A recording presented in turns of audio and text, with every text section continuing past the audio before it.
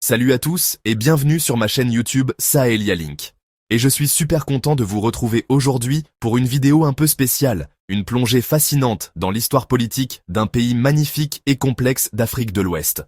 On va remonter le temps ensemble, explorer les parcours, les défis et les héritages des hommes qui ont façonné la destinée de la Guinée. C'est une histoire riche, parfois tumultueuse, mais toujours captivante, et comprendre ce passé est essentiel pour appréhender le présent et, qui sait, entrevoir l'avenir. Aujourd'hui, nous allons découvrir les présidents de la Guinée, Conakry, depuis son indépendance en 1958. De la ferveur de l'indépendance aux transitions parfois abruptes, chaque dirigeant a laissé une empreinte indélébile sur la nation. On va décortiquer leur mandat, leur politique, les moments clés qui ont marqué leur passage au pouvoir, et essayer de comprendre l'impact qu'ils ont eu sur le peuple guinéen et sur la trajectoire du pays.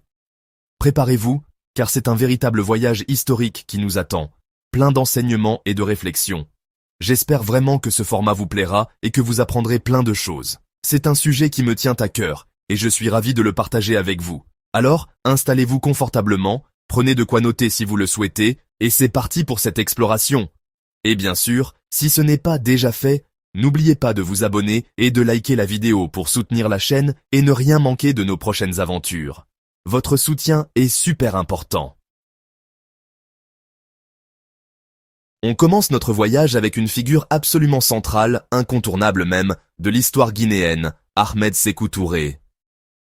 Imaginez un peu le contexte, nous sommes en 1958, la vague des indépendances africaines commence à déferler.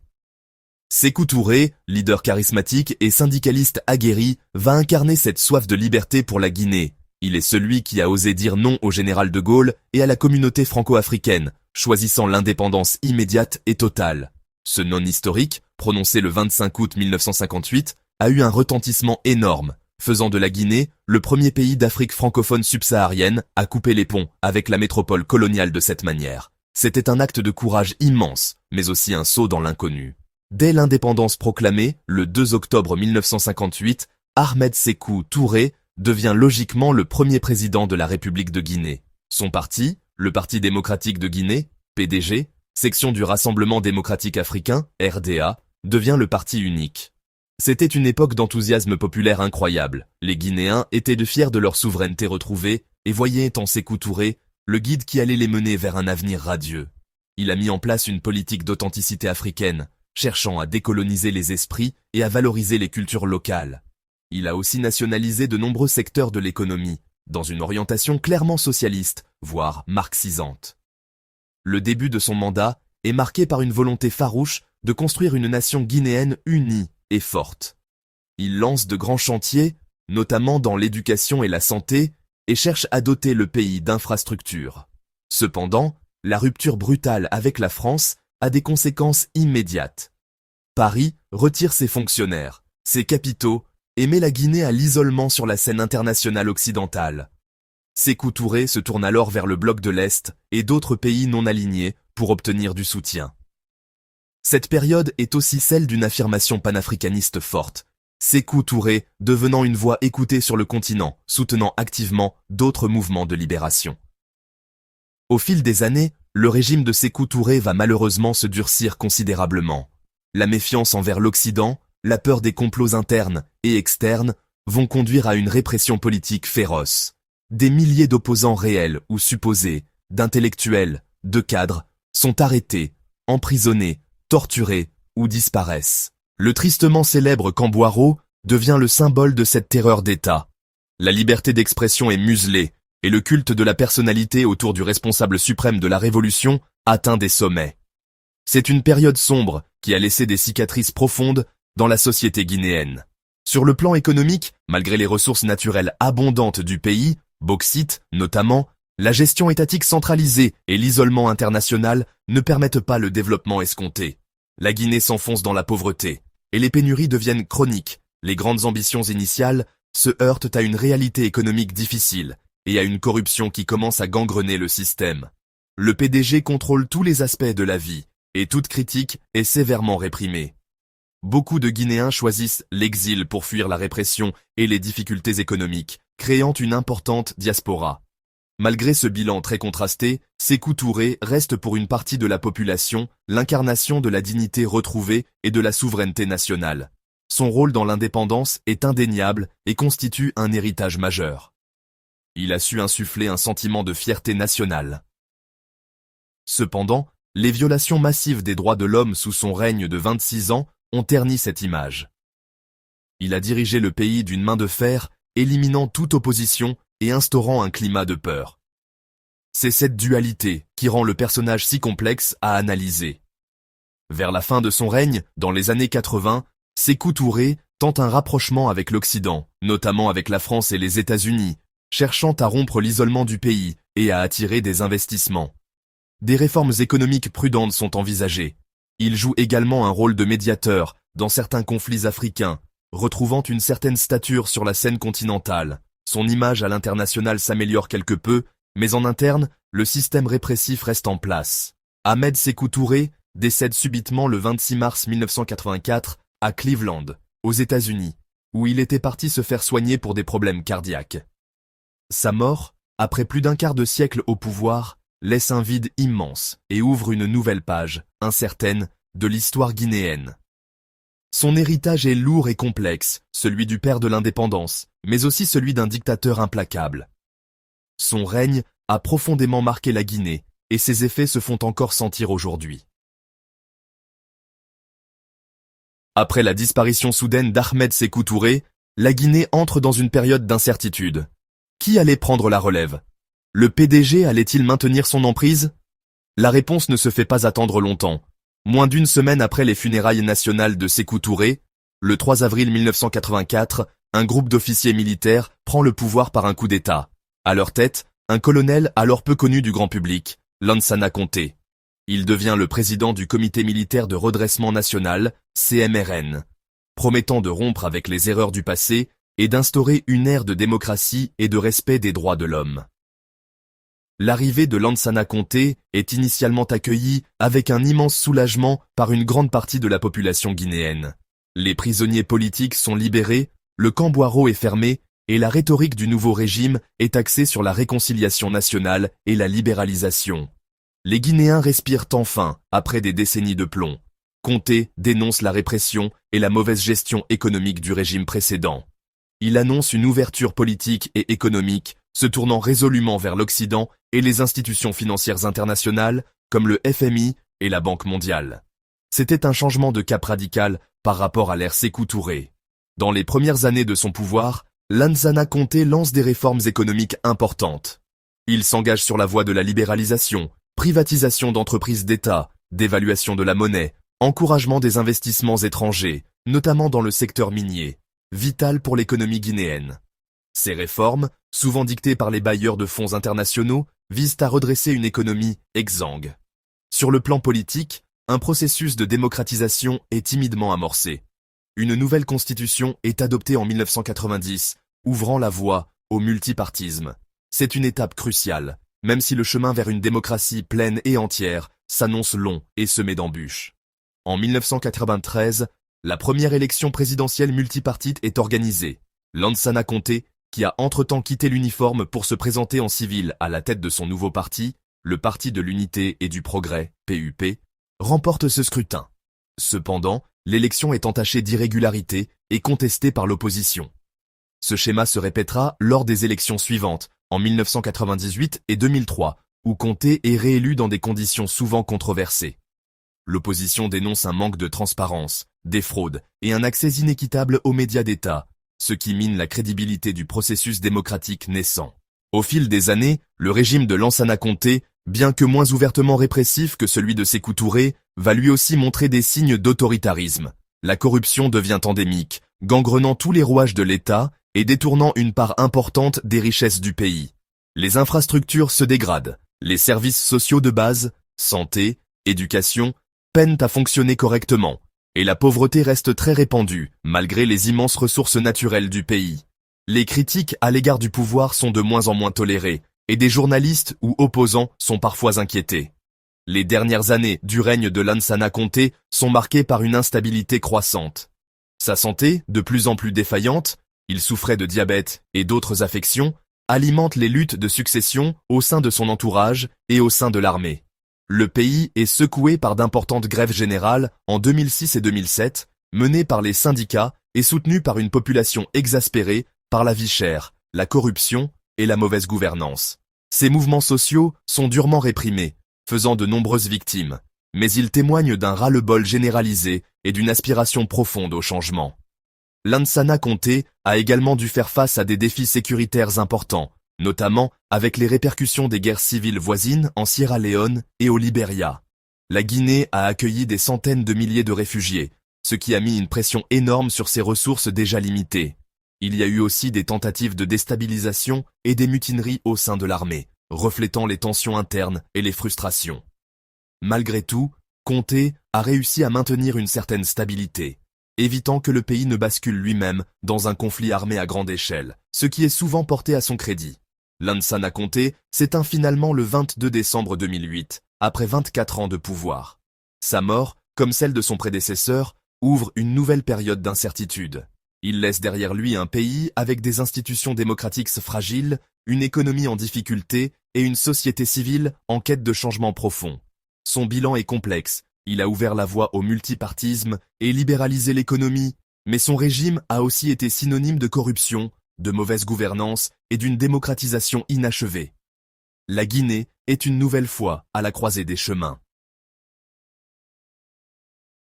La nuit même de l'annonce du décès de Lansana Conté, alors que le président de l'Assemblée nationale aurait dû constitutionnellement assurer l'intérim, un nouveau coup d'État militaire secoue la Guinée. Le 23 décembre 2008, un groupe de jeunes officiers, se présentant sous la bannière du Conseil national pour la démocratie et le développement, CNDD, annonce la suspension de la Constitution et la dissolution du gouvernement. À leur tête, un capitaine jusqu'alors inconnu du grand public, Moussa Dadis Camara. Son apparition soudaine sur la scène politique guinéenne marque le début d'une période brève, mais extrêmement intense et volatile. Dans ses premières déclarations, le capitaine Dadis Camara, autoproclamé président de la République, adopte un discours populiste. Il promet de lutter sans merci contre la corruption et le trafic de drogue, qui avaient gangrené le pays sous Conté. Il s'engage également à organiser des élections libres et transparentes, et à ne pas se présenter lui-même comme candidat. Ces annonces sont accueillies avec un mélange d'espoir et de méfiance par la population guinéenne, fatiguée des années Conté, mais aussi échaudée par les expériences passées avec les régimes militaires. La communauté internationale, quant à elle, condamne le coup d'État et exige un retour rapide à l'ordre constitutionnel. Le style de Dadis Camara détonne. Il multiplie les apparitions médiatiques, souvent improvisées et parfois confuses, où il s'adresse directement au peuple, interpelle les anciens dignitaires et met en scène des audits publics. Certains y voient une forme de justice populaire et un effort de transparence, tandis que d'autres s'inquiètent de ce pouvoir personnel et imprévisible, exercé en dehors de tout cadre légal. La junte militaire, le CNDD, consolide son emprise sur l'appareil d'État, nommant des militaires à des postes clés et marginalisant les forces politiques traditionnelles. Rapidement, des doutes émergent quant aux véritables intentions de Dadis Camara et du CNDD. La promesse initiale de ne pas se présenter à la future élection présidentielle commence à être remise en question. Des comités de soutien à sa candidature voient le jour, et le capitaine lui-même entretient l'ambiguïté sur ses ambitions. Cette perspective inquiète fortement l'opposition politique et la société civile, qui craignent une confiscation du pouvoir par les militaires et une nouvelle dictature. Les tensions montent progressivement dans le pays. Le point de bascule de ce court régime intervient le 28 septembre 2009. Ce jour-là, des dizaines de milliers de manifestants de l'opposition se rassemblent pacifiquement au stade du 28 septembre à Conakry pour protester contre la candidature probable de Dadis Camara à l'élection présidentielle. La manifestation est brutalement réprimée par les forces de sécurité. Selon les rapports des organisations de défense des droits de l'homme et des Nations Unies, plus de 150 personnes sont tuées, des centaines d'autres blessées, et de nombreux cas de viol et de violences sexuelles sont commis par les militaires. Ce massacre choque la Guinée et le monde entier. Le massacre du 28 septembre 2009 isole davantage la junte guinéenne sur la scène internationale. Des sanctions sont prises et une commission d'enquête internationale est mise en place par l'ONU pour faire la lumière sur les événements et identifier les responsables. Dadis Camara et d'autres hauts responsables du CNDD sont directement mis en cause. La pression s'accentue pour qu'il quitte le pouvoir et qu'une transition crédible soit mise en place. La situation politique en Guinée devient explosive, avec un risque réel de dérapage vers une violence encore plus grande. La fin du règne de Dadis Camara est aussi soudaine que son arrivée.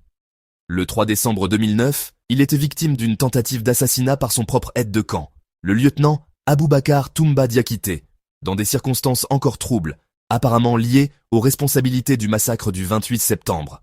Grièvement blessé à la tête, Dadis Camara est évacué au Maroc pour y être soigné. Son départ précipité du pays crée un vide de pouvoir et ouvre la voie à une nouvelle phase de transition, sous forte pression interne et internationale. L'épisode Moussa Dadis Camara, bien que bref, moins d'1 an, aura été une période de grande turbulence pour la Guinée. Parti sur des promesses de changement radical et de lutte contre la corruption, son régime a sombré dans la violence et la répression, culminant avec le drame du 28 septembre. Cet événement tragique a laissé des séquelles profondes et a souligné l'urgence d'un retour à un ordre constitutionnel, stable et respectueux des droits fondamentaux. L'héritage de Dadis Camara est celui d'une occasion manquée et d'une page sombre de l'histoire récente du pays.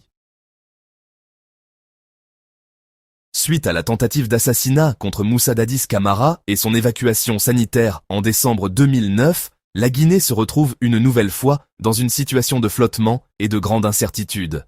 C'est dans ce contexte critique que le général Sekouba Konaté, alors ministre de la Défense et numéro 2 de la junte du CNDD, émerge pour assurer l'intérim à la tête de l'État. Son rôle va s'avérer crucial pour sortir le pays de l'impasse et le remettre sur les rails d'une transition démocratique, une tâche immense et pleine de périls.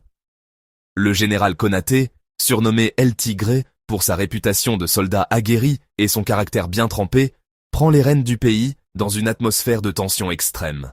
La Guinée est sous le choc du massacre du 28 septembre. La communauté internationale exerce une pression maximale et l'armée elle-même est divisée. Konaté doit naviguer avec prudence entre les différentes factions militaires, les forces politiques de l'opposition, la société civile et les partenaires extérieurs. Sa première mission est de rassurer, de restaurer un minimum de confiance et d'éviter que le pays ne sombre dans le chaos. Très rapidement, Sekouba Konaté s'engage sur la voie d'une véritable transition. Il entame des consultations avec les forces vives de la nation, partis politiques, syndicats, organisations de la société civile, pour définir une feuille de route. Un accord important, dit accord de Ouagadougou, est signé en janvier 2010 sous l'égide du médiateur Blaise Compaoré, alors président du Burkina Faso. Cet accord prévoit la mise en place d'un gouvernement de transition dirigé par un premier ministre issu de l'opposition, la création d'un Conseil national de transition, CNT, faisant office de parlement et l'organisation d'élections présidentielles et législatives. Conformément à cet accord, Jean-Marie Doré, figure de l'opposition historique, est nommé Premier ministre de transition. Sekouba Konaté, en tant que président par intérim, s'engage publiquement, ainsi que tous les membres du CNDD et du gouvernement de transition, à ne pas se présenter aux futures élections.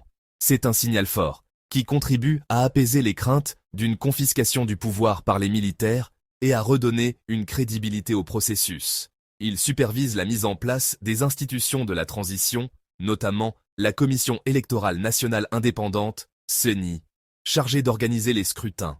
La période de transition dirigée par le général Konaté n'est cependant pas un long fleuve tranquille. Il doit faire face à de nombreuses résistances, notamment au sein de l'armée, où certains éléments ne voient pas d'un bon œil le retour des civils au pouvoir. Il doit également gérer les attentes immenses d'une population avide de changement et les pressions des différents acteurs politiques. La préparation des élections est un défi logistique et financier considérable, dans un pays aux infrastructures limitées et aux finances exsangues. La communauté internationale apporte un soutien technique et financier important. Malgré les obstacles, Sekouba Konaté tient bon le cap. Il veille à ce que le calendrier électoral soit respecté autant que possible. Le premier tour de l'élection présidentielle a lieu en juin 2010. Il s'agit des premières élections véritablement ouvertes et compétitives de l'histoire de la Guinée. 24 candidats sont en lice, témoignant de l'effervescence démocratique. Le scrutin se déroule dans un calme relatif, même si des tensions et des accusations d'irrégularité apparaissent. Cellou Dalein Diallo et Alpha Condé se qualifient pour le second tour. Entre les deux tours, les tensions politiques et ethniques s'exacerbent, faisant craindre des violences. Sekouba Konaté joue un rôle d'arbitre et de garant de la sécurité, multipliant les appels au calme et les rencontres avec les candidats et les leaders d'opinion. Le second tour, plusieurs fois reporté, a finalement lieu en novembre 2010. Alpha Condé est déclaré vainqueur, une victoire contestée par son adversaire, mais finalement validée par la Cour suprême. Le général Konaté supervise la passation pacifique du pouvoir au nouveau président élu. Le rôle de Sekouba Konaté dans cette transition est largement salué, tant en Guinée qu'à l'international. En réussissant à mener le pays à des élections démocratiques après la crise profonde de 2009, il a permis à la Guinée d'éviter le pire et d'ouvrir un nouveau chapitre de son histoire. Il a respecté son engagement de ne pas s'accrocher au pouvoir et de faciliter le retour des civils. Son passage à la tête de l'État, bien que bref, restera comme un moment clé, où la Guinée a su, malgré les défis, choisir la voie de la démocratie et de la paix. Après la transition, il est nommé haut représentant de l'Union africaine pour l'opérationnalisation de la force africaine en attente. L'arrivée d'Alpha Condé au pouvoir en décembre 2010 suscite d'immenses espoirs en Guinée. Figure historique de l'opposition pendant des décennies, ayant connu la prison et l'exil sous les régimes précédents, il incarne pour beaucoup la promesse d'un changement profond et d'une véritable rupture avec les pratiques du passé. Son élection, la première considérée comme réellement démocratique dans l'histoire du pays, marque le couronnement d'un long combat politique. Son parti, le Rassemblement du peuple de Guinée, RPG, accède enfin aux commandes de l'État. Dès son investiture, Alpha Condé annonce de vastes chantiers de réforme. Sur le plan économique, il s'engage à assainir les finances publiques, à renégocier les contrats miniers jugés défavorables au pays, et à attirer de nouveaux investissements pour relancer la croissance et créer des emplois. Il met l'accent sur le développement des infrastructures, routes, énergie, et sur l'amélioration des secteurs sociaux comme la santé et l'éducation. Il bénéficie au début d'un fort soutien populaire et d'une bienveillance de la communauté internationale, désireuse de voir la Guinée se stabiliser et progresser. Les premières années du mandat d'Alpha Condé sont marquées par quelques avancées notables. La Guinée atteint le point d'achèvement de l'initiative PPTE, pays pauvre très endetté, ce qui permet un allègement significatif de sa dette extérieure. De nouveaux investissements sont réalisés dans le secteur minier, notamment pour l'exploitation de la bauxite et du fer. Des efforts sont faits pour réformer l'armée et la justice, deux institutions clés pour la consolidation de l'état de droit. Cependant, le pays doit aussi faire face à des défis majeurs, comme l'épidémie d'Ebola, qui frappe durement la région entre 2014 et 2016, mettant à rude épreuve le système de santé et l'économie. Sur le plan politique, la cohabitation avec une opposition vigilante, dirigée notamment par Cellou Dalein Diallo, son principal adversaire, s'avère souvent tendue. L'organisation des élections législatives, plusieurs fois reportées, donne lieu à de vives controverses et à des manifestations parfois réprimées. Alpha Condé est réélu pour un second mandat en 2015, lors d'une élection dont les résultats sont également contestés par l'opposition, qui dénonce des fraudes et un manque d'équité. Malgré ces tensions, le pays poursuit son cheminement démocratique, avec des institutions qui fonctionnent tant bien que mal. C'est à l'approche de la fin de son second mandat que la situation politique se crispe véritablement. Des rumeurs persistantes prêtent à Alpha Condé l'intention de modifier la Constitution pour pouvoir briguer un troisième mandat, ce que la loi fondamentale en vigueur interdisait. Cette perspective divise profondément le pays. Ses partisans argumentent sur la nécessité de lui permettre de parachever ses chantiers, tandis que ses opposants y voient une dérive autoritaire et une remise en cause des acquis démocratiques. Une vaste coalition d'opposition et de la société civile, le Front national pour la défense de la Constitution, FNDC, se mobilise pour s'opposer à ce projet. Malgré les protestations massives, souvent violemment réprimées, et les critiques de nombreux partenaires internationaux, Alpha Condé mène à terme son projet de nouvelle constitution, adopté par référendum en mars 2020, dans un contexte de boycott par l'opposition et de pandémie de Covid-19. Fort de cette nouvelle loi fondamentale, il se présente à l'élection présidentielle d'octobre 2020 et est déclaré vainqueur dès le premier tour.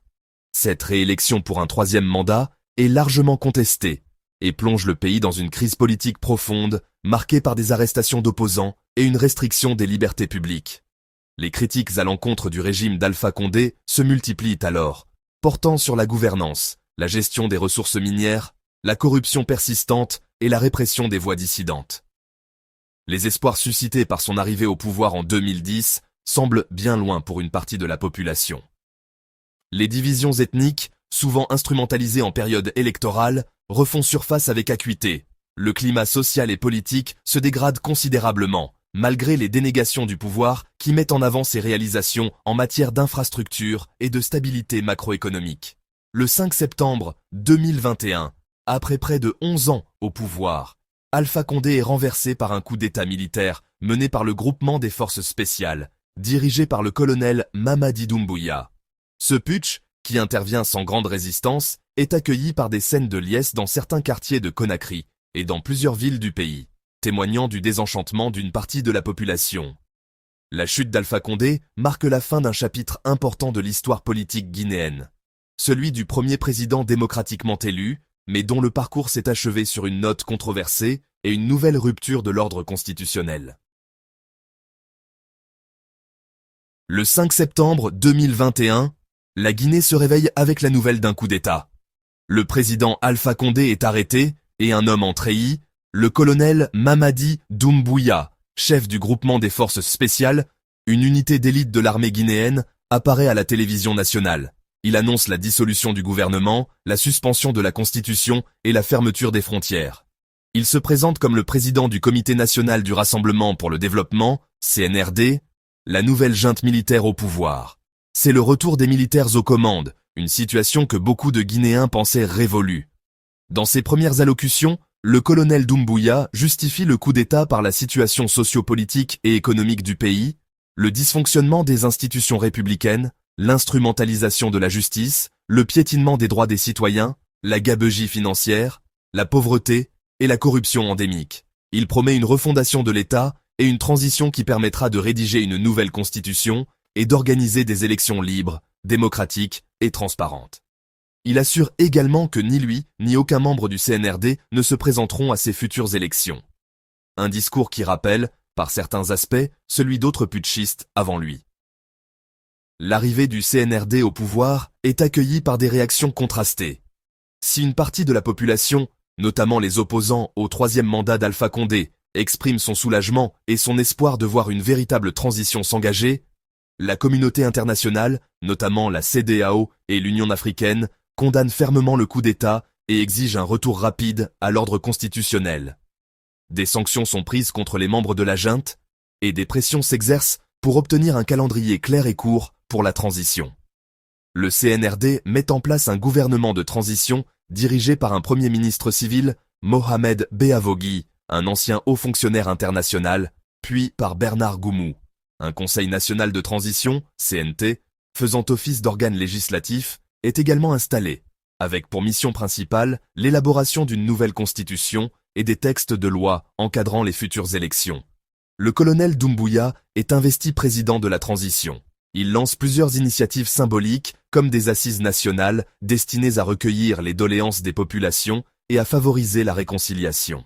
Cependant, la question de la durée de la transition devient rapidement un point de friction majeur avec la CEDEAO et d'autres partenaires. Le CNRD propose initialement une période de 39 mois, jugée beaucoup trop longue par les instances régionales qui exigent un délai plus court.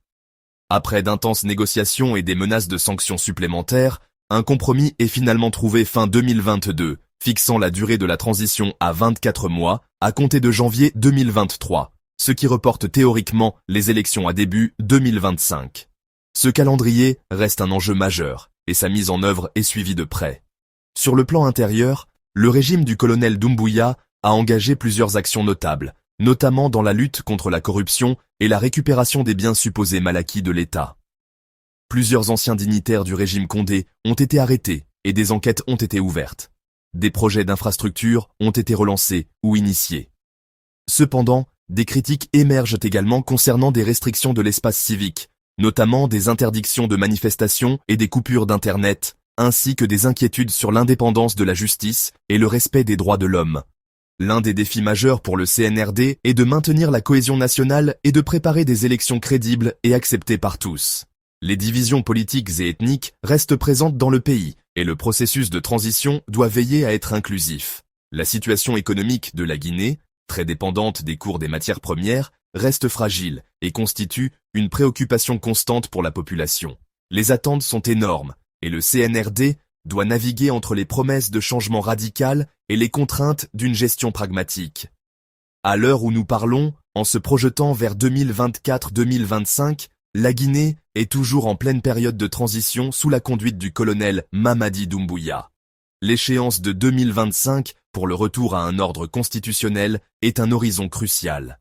Le succès de cette transition dépendra de la capacité du CNRD à respecter ses engagements, à garantir un processus électoral transparent et inclusif et à jeter les bases d'une gouvernance plus stable et plus démocratique pour l'avenir. Le peuple guinéen, une fois de plus, attend de voir si cette nouvelle phase apportera les changements espérés depuis si longtemps. Et voilà, notre voyage à travers l'histoire des présidents de la Guinée-Conakry depuis 1958 touche à sa fin. On a parcouru ensemble plus de 6 décennies d'une histoire riche, complexe, marquée par des moments d'espoir immenses, des périodes de grands défis et des transitions parfois douloureuses. De Sékou Touré à Mamadi Doumbouya, chaque dirigeant a, à sa manière, façonné le destin de cette nation ouest-africaine au potentiel si grand. J'espère que cette exploration vous a permis de mieux comprendre les dynamiques politiques qui ont animé et animent encore la Guinée. Merci infiniment d'avoir regardé cette vidéo sur les présidents de la Guinée-Conakry. C'était un long format, mais je pense que le sujet méritait qu'on s'y attarde en détail. L'histoire politique d'un pays est toujours une clé essentielle pour comprendre son présent et envisager son futur. La Guinée a traversé beaucoup d'épreuves, mais elle a aussi montré une résilience incroyable et une soif inextinguible de démocratie et de progrès. C'est ce qui rend son histoire si poignante et si instructive pour nous tous. Si vous avez aimé cette vidéo, si vous avez appris des choses, ou si vous voulez simplement soutenir la chaîne, n'oubliez pas de liker et de vous abonner pour plus de contenu. Vos encouragements sont ma plus grande motivation. N'hésitez pas non plus à partager vos réflexions et vos questions dans les commentaires, j'essaierai d'y répondre au mieux. Encore merci de votre fidélité, et je vous dis à la prochaine sur Sahelia Link pour de nouvelles découvertes. Prenez soin de vous.